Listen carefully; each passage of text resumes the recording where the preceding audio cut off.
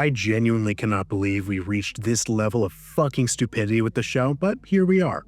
No, Hazbin Hotel and Vivzy Pop are not racist. The fact that I even need to make this video screams that there's a huge problem with the insane reaches people make for a show that they've clearly gone out of their way to misrepresent. I wonder why people who clearly go out of their way to make up reasons for the show being bad would stick around until the second season, almost as if they're not doing this for the purpose of genuine critique, but instead they want to reaffirm their petty hatred of this mediocre fantasy show.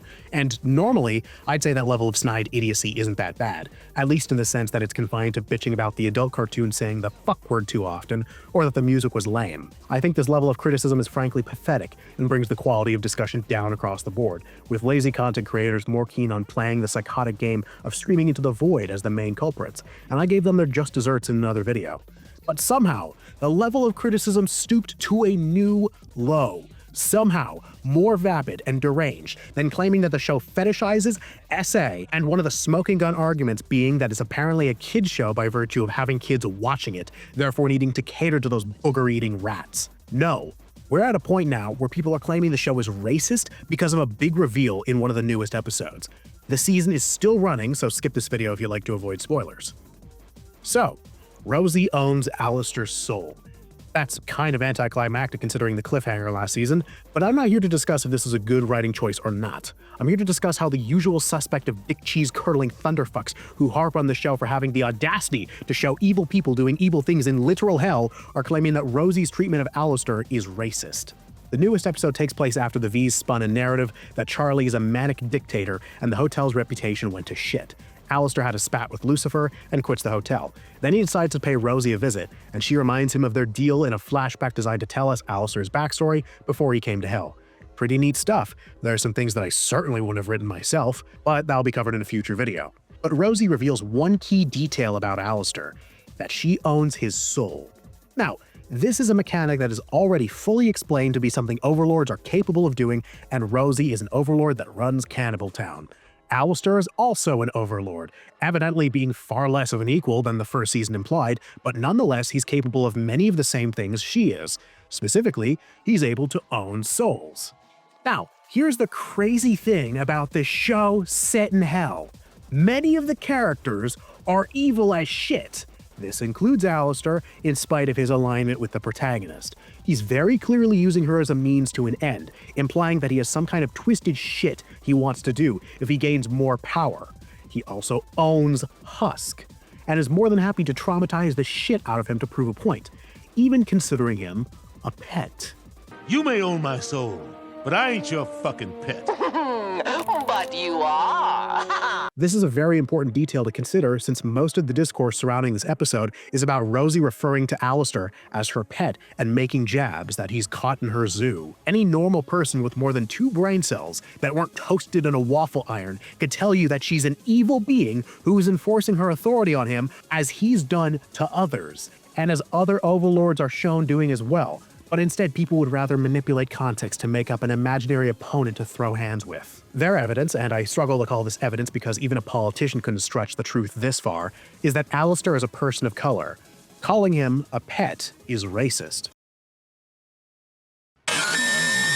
Yes, that's it. That's the smoking gun. Let's ignore that literal slavery is a common practice in the world of this show, or that Alistair is a literal slave owner in his own right, or the fact that he's not even human anymore since souls in the show are effectively entirely different creatures than humans. Like, try and tell me that this character is ethnically white when his physiology includes a fucking smart TV. There's also allegations that the animators use vague voodoo imagery in satanic context when Alistair's trying to summon spirits in hell while he was alive, which a case could be made that that's offensive. While I'm ethnically Creole, I'm not religious to any extent, so I don't know anything about voodoo, so I'll leave that topic for people who are far more qualified to discuss it. That being said, once he's in hell, he's no longer human, and thus no longer appears as a person of color, and no longer practices any religion. He is, for all intents and purposes, an alien at this point. Along with that, Alistair knew what he was getting into by selling his soul for power, Rosie made it clear that he had to fulfill one of her goals, and until then, his soul belonged to her. I'd also like to bring up how we don't even know what the fuck Rosie is. So when this lovely individual claimed that Rosie is a white woman enslaving a person of color, they jumped the gun and hopped onto the anti-Hazbin Hotel bandwagon without even getting their facts straight. We have no idea what kind of demon Rosie is. She could be a sinner, and even then it's a shot in the dark whether or not she was even white to begin with, but she also could be from hell. Apparently, one of the people who worked on the show claimed that Rosie never died, so this would imply that she was never human. I don't typically use external information to discuss in-universe material, but in this case I think it's appropriate since this is literally all the information we have on this character. And what these, can I even call them critics, don't seem to understand is that you can't have a limited sample of information and make a sweeping conclusion about something based entirely on assumptions. What if Rosie was never human? Well, then you made an ass of yourself for making erroneous claims of racism against the work of real human beings, which is a slippery slope into accusations of their moral character. It's one thing to criticize a movie for being written specifically in mind of being a racism allegory and criticizing how they handle it, but literally materializing an issue from thin air for the sake of personal vindication is a form of pettiness hitherto undreamt of. But no, it's easier to just say random shit for clicks, right?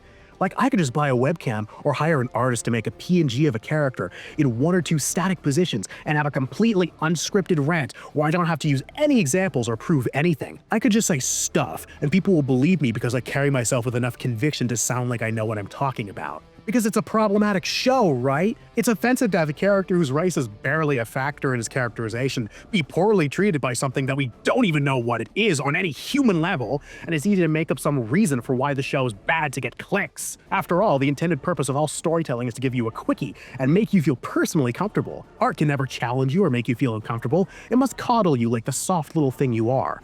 You special little fellas want to make everything in the show read as some sort of neo-Confederate propaganda, right? You know what? Let's become friends.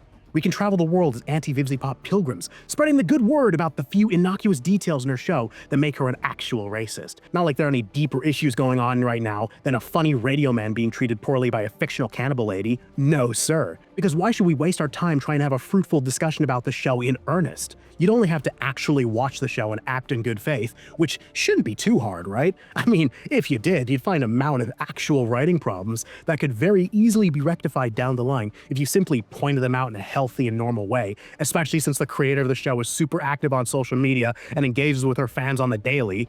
But no, that requires using your brain and wanting to properly engage with art. But it's much more fun to make shit up for ad revenue. The economy is shit right now, so I can almost respect the hustle in spite of it poisoning discourse to the point of no return. But it's alright. Go off. Keep that head empty. Hopefully someday you'll see how idiotic this all is. Anyways, I'm done. Call me when people finally make good arguments.